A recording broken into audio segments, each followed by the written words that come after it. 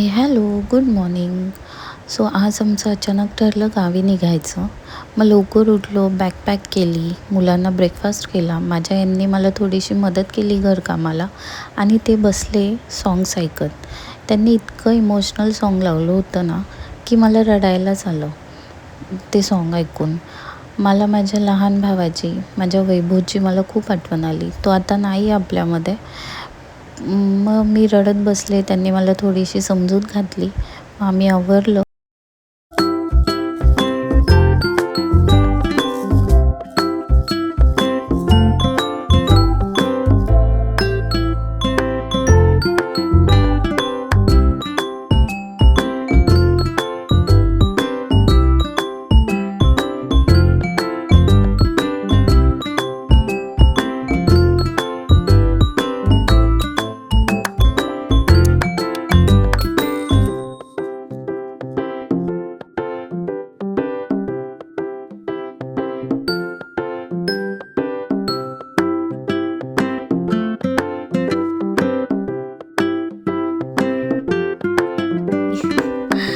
आता आम्ही आलो आहे पनवेलमध्ये. 2 तास प्रवास केल्यानंतर पनवेलमध्ये आलो आहे.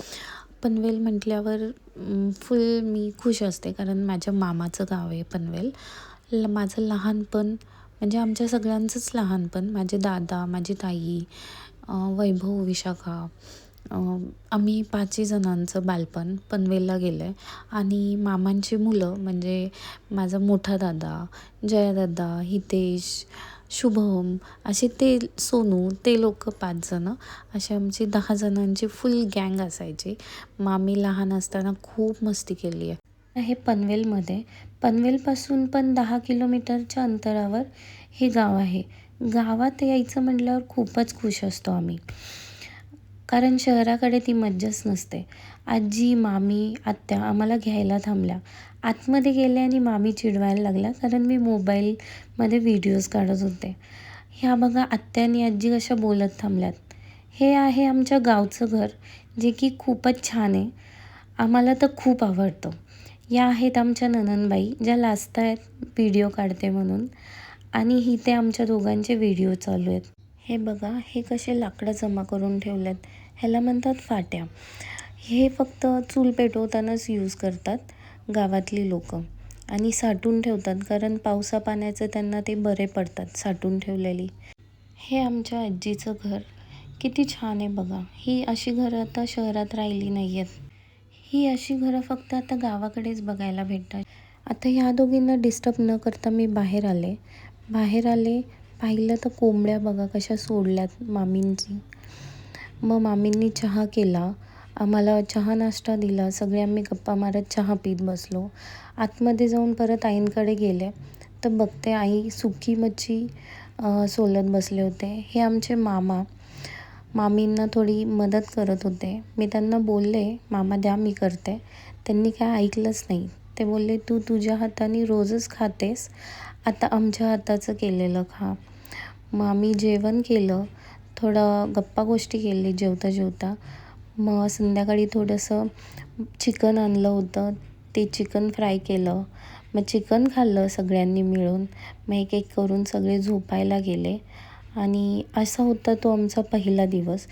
दुसऱ्या दिवशी सकाळी उठले, बाहेर पाहिलं तर आत्या आणि स्वराज, दक्ष सगळेजणं चुलीखाली हात शेकत होते, कारण थंडी खूप होती.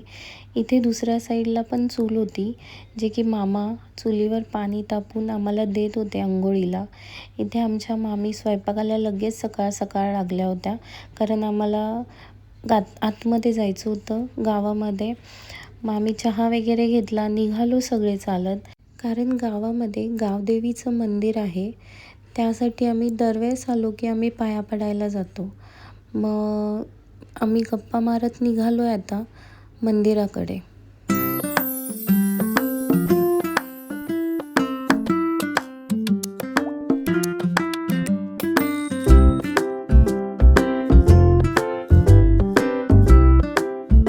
मंदिरात पोहोचलो, आतमध्ये गेलो, नारळ वगैरे फोडला, सगळ्यांनी पाया पडले.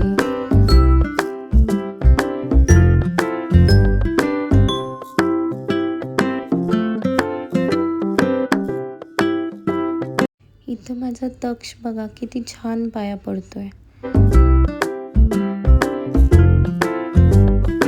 पाया पडून आता आम्ही निघालो. समोर तळे दिसले. समोर काही लोक मासे पकडत होते. आम्हाला खूप मज्जा वाटली बघून. मग ते पाहिलं आणि आम्ही परत घराकडे जायला निघालो. इथे तक्षचे पाय दुखायला लागले म्हणून पप्पांना त्यांनी उचलूनच घ्यायला लावलं. घरी गेलो, जेवलो आम्ही त्याच दिवशी निघणार होतो, पण जेवल्यानंतर थोडा आराम करू म्हटलो आणि पूर्णच आराम झाला. मग आमचं जाणंच कॅन्सल झालं. मग आम्ही संध्याकाळी आजीच्या गावाच्या इथेच एक गाव होतं. त्या गावाचं नाव होतं हरिग्राम आणि तिथे जत्रा लागली होती. मग काजल आणि मामी बोलल्या की आपण जाऊयात जत्रेला, जर तुम्ही थांबणारच आहेत तर. मग आम्ही पण रेडी झालो, कारण गावची जत्रा मी तरी स्पेशली फर्स्ट टाईम बघत होते. मग आम्ही रेडी झालो, निघालो.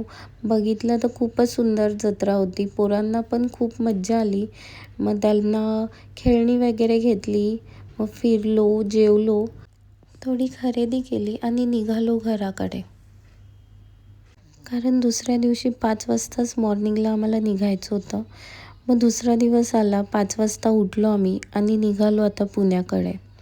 पुण्याकडे जायला पण आम्ही खूप एक्सायटेड होतो, कारण जास्त दिवस आपण कुठे राहूच शकत नाही. जर व्हिडिओ आवडला असेल तर लाईक, शेअर, कमेंट आणि सबस्क्राईब करायला विसरू नका. Thank you for watching. बाय.